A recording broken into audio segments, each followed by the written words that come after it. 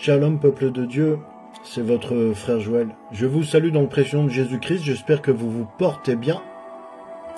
Moi ici en tout cas ça va vraiment très très bien. Je suis ravi de vous retrouver ici. Et je voulais venir ici aujourd'hui te parler, mon frère, ma sœur, d'un sujet qui est très connu mais qui est important et qu'on a parfois tendance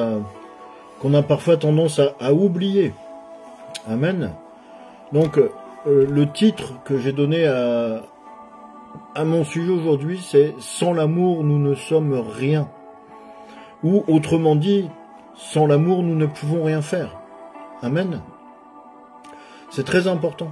Et voilà. Et donc, j'aimerais vraiment attirer votre attention sur ça, mais à travers la parole, avec vraiment un angle un peu particulier. Amen. Donc avant de pouvoir commencer cela, je vais prier pour la parole. Éternel Dieu Tout-Puissant, merci Seigneur pour cette occasion que tu me donnes de partager une fois de plus ta parole, ton évangile de paix et de grâce. Je te demande au Père, dans le nom de Jésus-Christ, que cette parole touche les cœurs, que cette parole pénètre au plus profond de chaque personne, que cette parole, Seigneur Dieu Tout-Puissant, puisse ramener certains d'entre nous à nos premiers amours, que nous puissions ainsi rester avec une foi vive et ardente, ô Dieu Tout-Puissant, que ta parole nous guide et nous éclaire. Au nom de Jésus-Christ, j'ai prié. Amen. Soyez bénis. On va commencer par lire un verset dans Marc 7. Donc si vous avez vos Bibles, vous pouvez prendre vos Bibles. Et donc comme je vous disais, le titre que je donne aujourd'hui, c'est « Sans l'amour, nous ne sommes rien, je ne suis rien, tu n'es rien sans amour, mon frère, ma soeur. Sans amour, tu n'es rien. » Et l'apôtre Paul nous le dit dans 1 Corinthiens 13,2, « Si j'ai le don de prophétie, la compréhension de tous les mystères, de toute la connaissance, si j'ai la foi pour transporter, déplacer toutes les montagnes, mais que je n'ai pas l'amour, je ne suis rien. » Vous voyez? Et il y a deux autres versets dans 1 Corinthiens 13 où il explique ces choses-là. Il dit aussi que je peux parler toutes les langues du monde, je peux parler les langues des anges, si je n'ai pas l'amour, je n'ai rien du tout. Vous voyez? Amen. Donne-moi un amen où tu es là-bas, mon frère, ma soeur, parce que c'est tellement important. On voit ici dans 1 Corinthiens 13, l'apôtre Paul parle de l'amour avant même de commencer à enseigner sur les dons spirituels. Donc son préambule à l'enseignement sur les dons spirituels, son préambule c'est l'amour, et ensuite il enseigne sur les dons spirituels. Bon, je voulais pas commencer par là, mais c'est une entrée en matière qui me semble extrêmement merveilleuse aussi, donc gloire à toi Dieu Tout-Puissant pour cette conduite. Et donc on va lire Marc 7, les versets 33 à 35 s'il vous plaît. Donc vous pouvez prendre vos Bibles, moi j'ai noté ça ici, j'ai toujours ma machine, mon fidèle compagnon, ça m'évite de gaspiller du papier, l'ordinateur, et donc j'ai noté quelques versets là dans mon application. Donc Marc 7, 33, je vais quand même regarder avant dans la Bible. Alors, le temps que je vérifie, parce que j'ai un petit doute sur ce que j'ai pu frapper, j'ai peut-être fait une erreur, donc je vous demande un instant. Je vais regarder dans ma Bible. Je n'aimerais pas envoyer quelqu'un vers des fausses écritures. Donc si jamais un jour ça arrive, pardonnez-moi, ce n'est pas le but. Toi qui me regardes, si tu n'es pas encore abonné, tu peux t'abonner. Et n'oubliez pas de commenter, de liker, de partager, c'est vraiment très important aussi. Ça permet de pouvoir aussi partager la parole. Donc je vérifie Marc 7.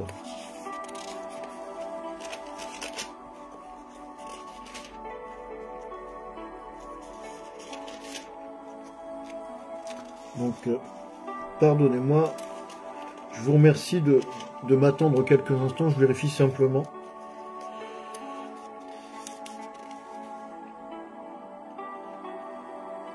Voilà, donc je vais vous faire la lecture ici à partir de la Bible. Donc c'est Marc 7, nous allons commencer la lecture de Marc 7 à partir du verset 32.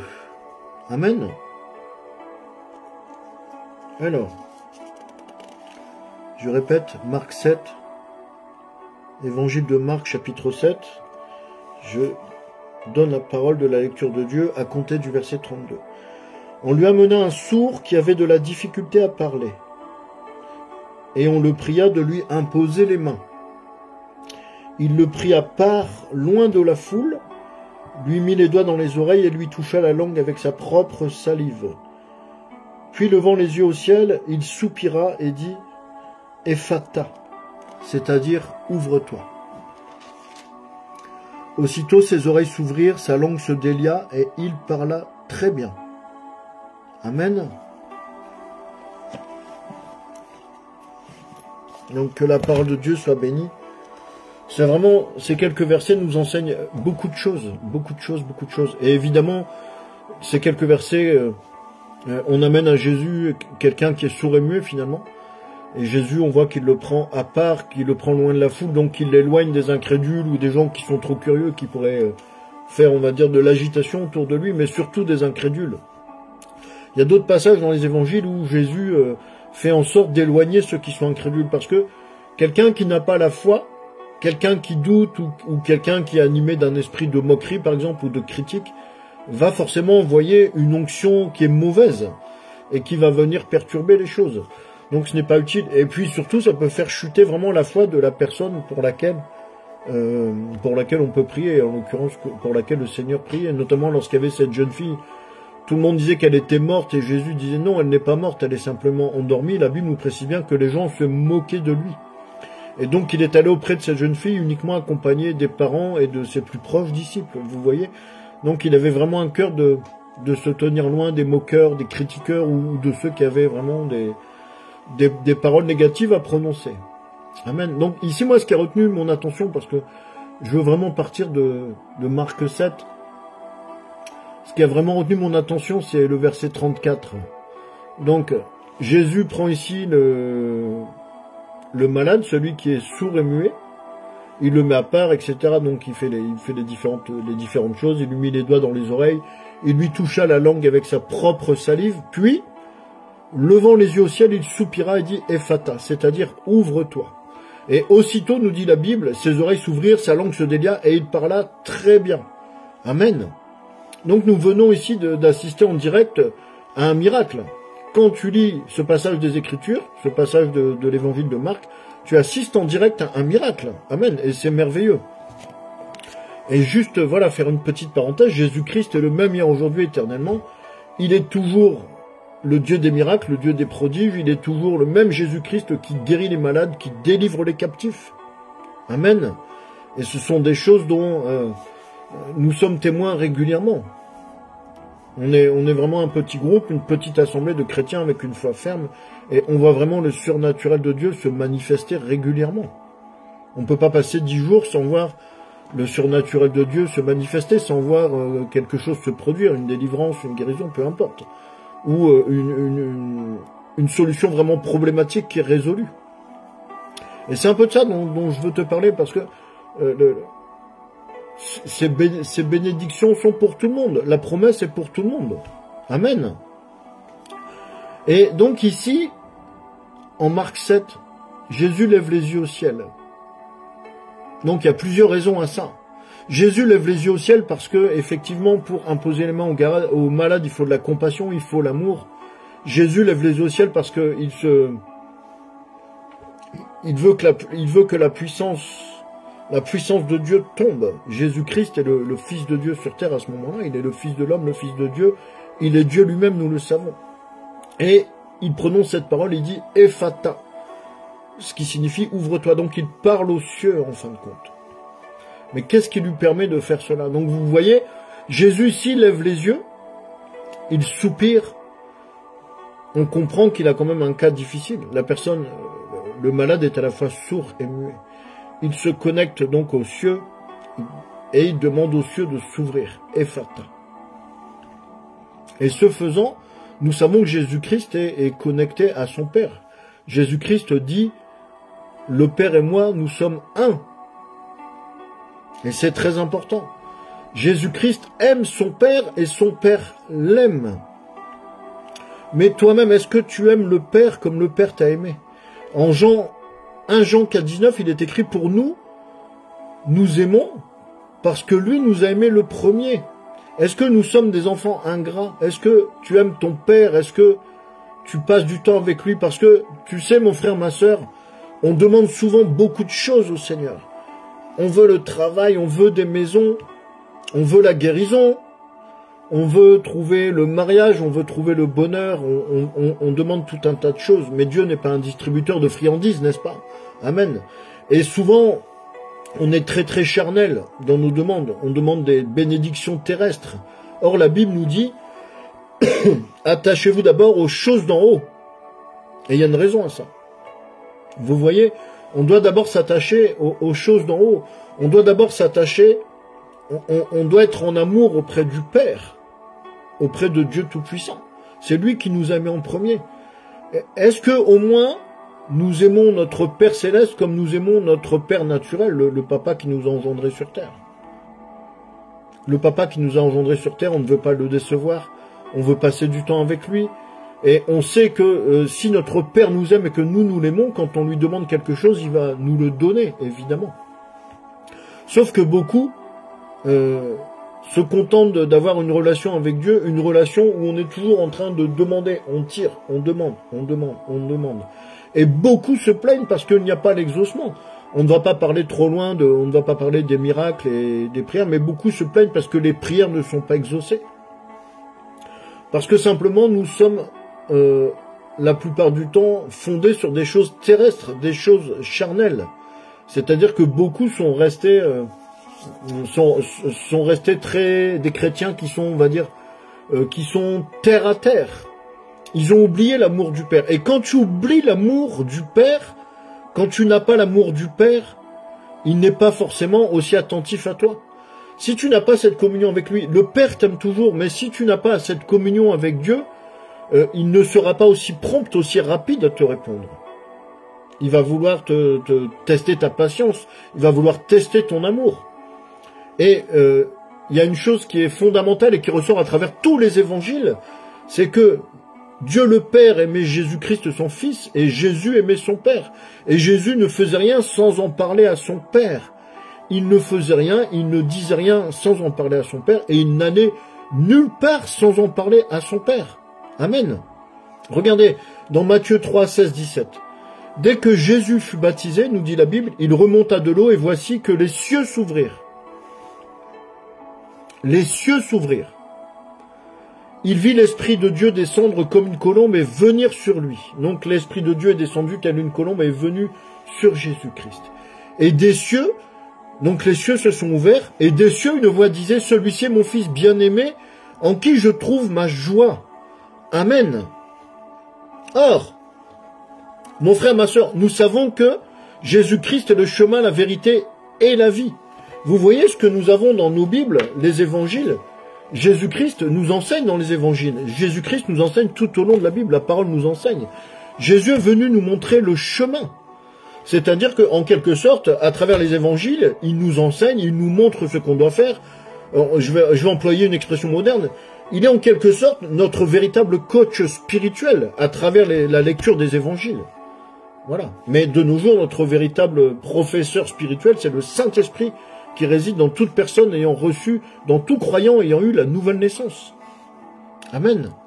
Mais si tu n'aimes pas le Père, si tu n'es pas connecté avec le Père, est-ce que tu penses, mon frère, ma soeur, que les cieux peuvent s'ouvrir et que le Père peut dire « celui-ci est mon fils ou ma fille bien-aimée » On doit bien comprendre ces choses. Parce que c'est le fondement, c'est la racine de toute chose, c'est l'amour. Jésus-Christ est mort pour nous parce que c'est le plan de Dieu. Son Père envoyait son Fils bien-aimé en sacrifice afin que nous puissions être sauvés. Comme le dit l'apôtre Jean, il nous a aimés le premier. Il a vraiment voulu que nous soyons sauvés. Mais pourquoi? Pour pouvoir faire son œuvre, pour pouvoir accomplir certaines choses, pour pouvoir avoir le salut de notre âme, pour tout un tas de choses. Vous voyez? Et si tu n'as pas l'amour du Père, tu ne peux rien faire. Mais Dieu le Père aime tout le monde. Mais est-ce que toi, tu l'aimes en retour de la même manière? Beaucoup de chrétiens sont des chrétiens finalement qui sont ingrats. Beaucoup déplorent de ne pas avoir l'exaucement de leurs prières. Beaucoup déplorent que, par exemple, je ne comprends pas, tel ou tel reçoit tel don spirituel, il peut opérer dans la guérison, il peut opérer dans un tel, je ne sais pas. Il reçoit des visitations de Dieu, il a des révélations de Dieu. Et moi je dirais, mais est-ce que tu aimes ton Père? Oh, mais mes prières ne sont jamais exaucées. Est-ce que tu aimes le Père comme il t'aime? Nous ne devons pas être des chrétiens ingrats. Aimer le Père, c'est passer du temps en prière, c'est le louer, c'est l'adorer. C'est passer du temps avec lui, c'est être dans l'obéissance envers le Père. Vous voyez? Et ça, c'est très très important. C'est très important et beaucoup négligent ces choses-là. Beaucoup sont fondés sur les choses, les bénédictions terrestres.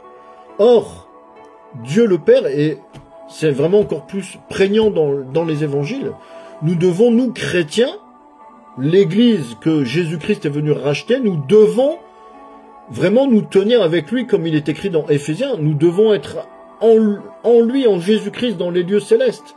Mais pas seulement, comment dirais-je, ce n'est pas seulement une écriture sur un papier. Nous devons être en Christ dans les lieux célestes, mais avec notre cœur et en esprit. Amen.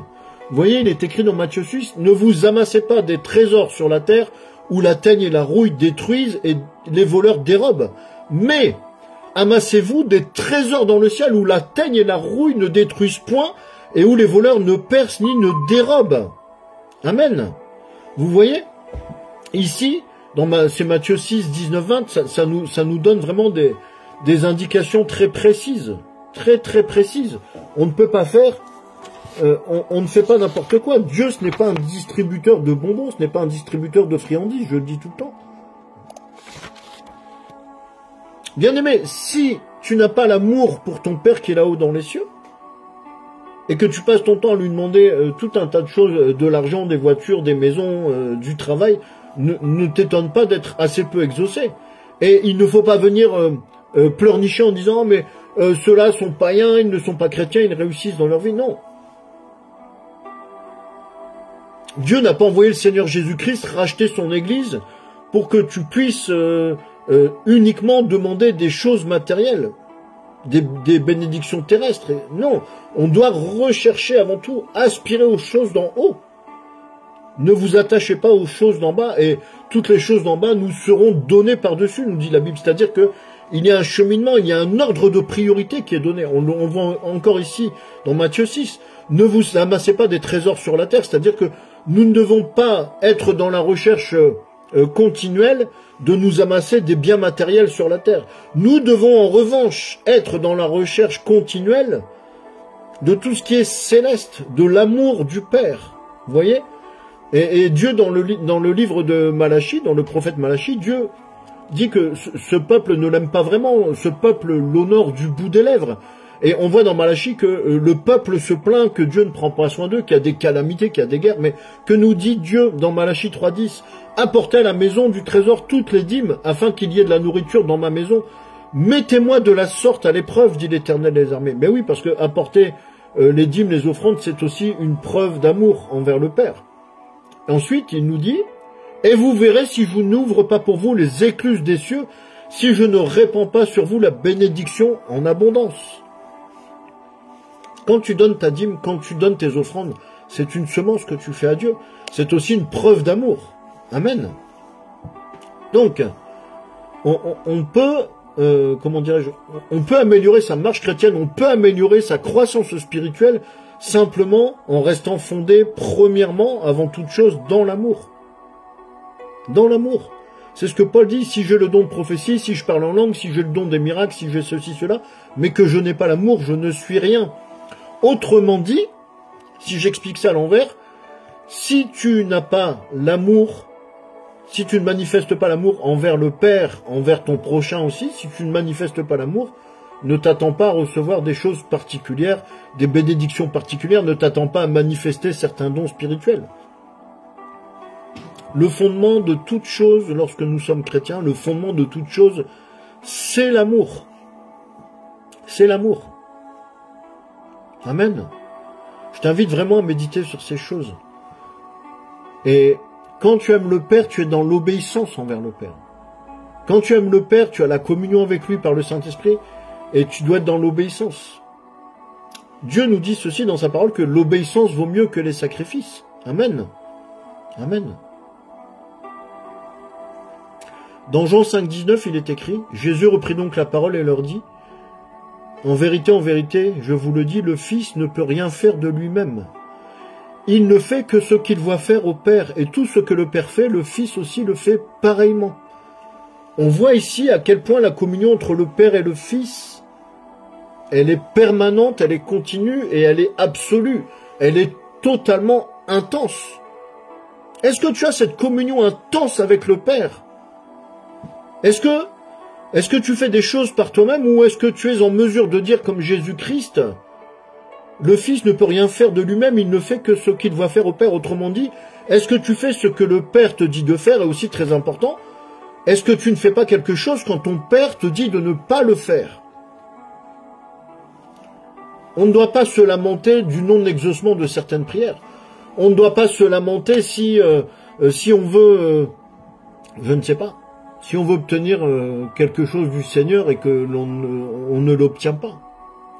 Nous devons en premier lieu rechercher l'amour de Dieu. Nous devons en premier lieu maintenir cette relation, cultiver cette relation. Ton Père qui est sur terre, ton papa qui t'a engendré ici, ton Père naturel, s'il est toujours vivant, même d'ailleurs s'il n'est plus vivant, tu penses à lui, tu prends de ses nouvelles. S'il n'est plus vivant, il t'arrive de te rappeler des bons souvenirs avec ton père. Si ton papa est encore vivant, tu lui téléphones, tu l'appelles, comment vas-tu? Bon, c'est pas forcément 10 heures par jour, ce n'est pas ça, mais l'amour est là, le lien indéfectible de l'amour entre le Père et le Fils est là. Or ici, la Bible nous montre l'image, nous montre ici à travers, ce n'est pas une image, mais nous montre ce que nous devons rechercher, et une fois que nous l'avons trouvé, ce que nous devons cultiver, entretenir. Amen. Donne-moi un amen, la beauté, parce que c'est tellement important. C'est tellement important. Et ce ne sont pas ces portions des Écritures, ces versets, ce n'est pas en vain que nous les avons reçus.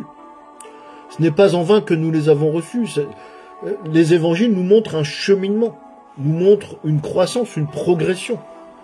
Quand tu arrives bien, je vais employer un terme que je n'aime pas mais qui est explicite, quand tu arrives bien à décoder la parole, c'est-à-dire à comprendre, à avoir la révélation, à comprendre le chemin qu'on nous montre, eh bien finalement les évangiles deviennent en quelque sorte comme un parcours balisé. C'est-à-dire que, bon là j'exagère un tout petit peu parce qu'il est utile que nous puissions comprendre ces choses. Mais tu peux voir qu'il y a la phase numéro 1, la phase numéro 2, la phase numéro 3, et à chaque fois tu montes, tu grandis. Tu grandis dans ta spiritualité, tu grandis dans ta relation avec Dieu. Amen. Amen. Souvent, on se complique l'existence pour beaucoup de choses. Tu peux passer parfois je ne sais pas,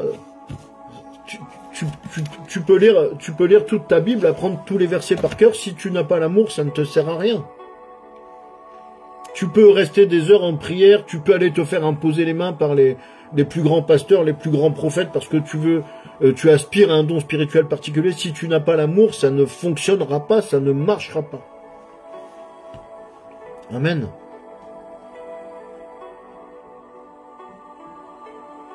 Jésus est venu sur terre en tant que Fils de Dieu pour faire la volonté du Père, pour manifester la puissance et l'amour du Père sur la terre. Et je vais te dire quelque chose maintenant. Je suis enfant de Dieu, tu es enfant de Dieu. Amen. À partir du moment où, voilà, où on reçoit le Seigneur Jésus-Christ, on est baptisé, etc., on devient enfant de Dieu. Nous sommes enfants de Dieu. Dieu aime tous les hommes et toutes les femmes. Et Dieu n'aspire qu'à une chose, c'est que nous puissions croire en lui, que nous puissions le louer, le prier et l'adorer. Jésus-Christ, il est le premier de la création, il est l'image du Dieu invisible. Jésus-Christ était le Fils de Dieu sur terre. Mais à partir du moment où tu acceptes le Seigneur, à partir du moment où tu es toi-même baptisé, à partir du moment où tu as la nouvelle naissance, toi aussi tu deviens enfant de Dieu. Toi aussi tu as cette capacité de faire les choses que Jésus-Christ faisait. Les miracles, les prodiges, les guérisons, que sais-je encore. Bien entendu, Jésus-Christ, lui seul, avait la plénitude de la divinité en lui. La plénitude de la divinité habite en lui corporellement. Ce n'est pas le cas pour nous. Mais nous pouvons faire beaucoup de choses. La grande commission dans Marc 16 nous explique. Voici ceux qui auront cru, en mon nom, ils chasseront les démons, ils guériront les malades, etc., etc. Toutes ces choses merveilleuses dont le Christ nous parle. Ce ne sont pas des fables, ce ne sont pas des contes pour enfants, c'est bien réel, mais il faut avoir l'amour du Père. Il faut avoir l'amour du Père. Jésus nous dit encore ici dans Jean 14:31, « Mais afin que le monde sache que j'aime le Père et que j'agis selon l'ordre que le Père m'a donné, levez-vous, partons d'ici. » Amen. Il est l'image du Dieu invisible promené de toute la création. Je vais te donner un verset qui est très important, qui selon moi, je l'ai reçu comme ça en tout cas, pour moi c'est une clé. C'est Jean 1:12. Le premier chapitre de l'évangile de Jean est vraiment merveilleux. Jean 1:12. Mais à tous ceux qui l'ont reçu, à ceux qui croient en son nom, elle a donné le pouvoir de devenir enfants de Dieu. Amen. Colossiens 1:15, il est l'image du Dieu invisible, le premier-né de toute la création. Donc s'il est premier-né, c'est qu'il y a d'autres naissances à venir. Il y a d'autres naissances à venir. Donc tu as le pouvoir, si tu l'as reçu, si tu as cru en son nom, si tu as cru en la parole, tu as le pouvoir de devenir enfant de Dieu. Il te suffit simplement, par ce pouvoir de devenir enfant de Dieu, d'aimer le Père, et le Père te le rendra au centuple. Amassez-vous des trésors dans le ciel où le teigne et la rouille ne détruisent point, où les voleurs ne percent ni ne dérobent. On doit s'amasser des trésors dans les cieux. Et ces trésors, ça commence par l'amour. Amen. Donc vous voyez, il y a ici, à travers ce petit voyage, cette navigation à travers les Écritures, il y a ici quelque chose que nous devons avoir. Le pouvoir de devenir enfant de Dieu, c'est quelque chose qui est fondamental. Il est l'image du Dieu invisible. Dieu nous a créés à son image. On peut retourner dans la Genèse 1. Dieu créa l'homme à son image. Amen. Amen. Dans Ésaïe 9, verset 6, on nous montre quelque chose d'important dans Ésaïe 9, 6. Car un enfant nous est né. Donc Ésaïe ici prophétise sur Jésus-Christ. Car un enfant nous est né, un fils nous est donné, et la domination reposera sur son épaule. On l'appellera admirable, conseiller, Dieu puissant, Père éternel, prince de paix. Amen. Ici, on voit que la domination reposera sur son épaule. On voit que la nature de Jésus est miraculeuse. On voit que il dominera sur toute chose. On l'appellera admirable, conseiller, Dieu puissant, Père éternel, prince de la paix. On parle de Jésus-Christ. Alors, bien-aimé, si toi aussi tu veux pouvoir dire Ephata, tu dois comprendre ici, à travers ce verset d'Ésaïe 9.6, que toi aussi, la nature de Jésus-Christ peut venir en toi. Tu peux recevoir la nature, tu peux recevoir par le Saint-Esprit la nature de la divinité, mais à tous ceux qui l'ont reçu et à ceux qui croient en son nom, elle a donné le pouvoir de devenir enfant de Dieu. Donc, empare-toi de ce pouvoir de devenir vraiment enfant de Dieu par l'amour. Empare-toi de ce pouvoir et une partie de la nature divine va venir en toi. Et tu as ce pouvoir, et tu auras cette puissance. Et toi aussi, lorsque tu vas prier, si tu appliques cela, si tu appliques ce pouvoir, lorsque tu vas prier, tu pourras dire Ephata. Parce que tu seras en communion avec les lieux très hauts. Je vais vous donner une image. On devrait en permanence, nous les chrétiens, les chrétiennes, nous devrions en permanence nous promener avec les yeux levés vers les cieux. Pour garder en permanence cette communion. Cette communion. Si tu aimes le Père, si tu es en communion avec le Père, si tu l'aimes vraiment, si tu passes du temps en sa présence, si tu le pries, si tu le loues, si tu l'adores, si tu donnes aussi de temps en temps quelques sacrifices, si tu sèmes un peu par des offrandes, par des dîmes, etc., ton Père te le rendra au centuple. Amen. Et tu pourras dire Ephata, les cieux s'ouvriront et la puissance va descendre.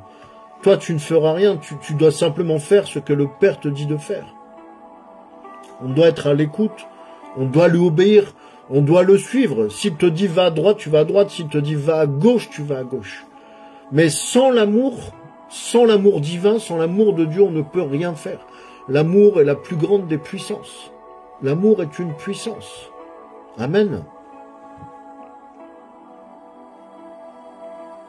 Vous voyez, ce sont vraiment des choses qui sont fondamentales.